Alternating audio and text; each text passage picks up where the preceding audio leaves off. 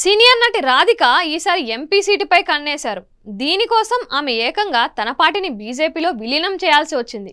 భారతీయ జనతా పార్టీతో పొత్తులో భాగంగా విరుద్ధంగా సెగ్మెంట్ నుంచి రాధిక బరిలోకి దిగబోతున్నారు.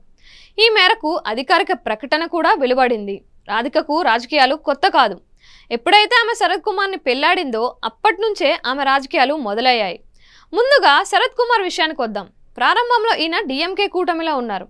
ఆ తర్వాత అన్నా డిఎంకేలో చేరారు. 2007లో సొంతంగా పార్టీ కూడా పెట్టారు. అప్పటికే రాధికకు శరత్ కుమార్కు పెళ్ళయి 6 ఏళ్లయింది. అప్పటి నుంచి భర్తతో కలిసి వివిధ పార్టీలోకి మారుతూ ఆ తర్వాత సొంత పార్టీలో ఉపాధ్యక్షురాల హోదాలో కొనసాగారు. గత అసెంబ్లీ ఎన్నికల్లో కమల్ హాసన్ పార్టీకి మద్దతిచ్చిన రాధిక లోక్సభ ఎన్నికల వేళ తన పార్టీని పూర్తిగా బీజేపీలో విలీనం చేశారు.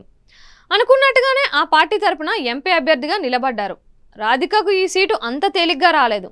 విరుద్నగర్ నుంచి స్వయంగా బీజేపీ పోటీ చేయాలని ఓ దశలో భావించింది. దీనికి కారణం దివంగత నేత విజయకాంత్కు చెందిన డిఎంకే పార్టీతో పొత్తులు విఫలమవ్వడమే. సరిగ్గా అప్పుడే సీన్లోకి వచ్చిన రాధిక శరత్ కుమార్ తమ పార్టీని బీజేపీలో విలీనం చేసి బీజేపీ తరపున ఎంపీ అభ్యర్థిగా నిలబడ్డారు. 61 ఏళ్ల రాధిక వినోద రంగంలో తిరుగులేని ఆధిపత్యాన్ని కొనసాగించారు. తెలుగు, తమిళ, మలయాళ, కన్నడ భాషల్లో సినిమాలు కూడా చేశారు.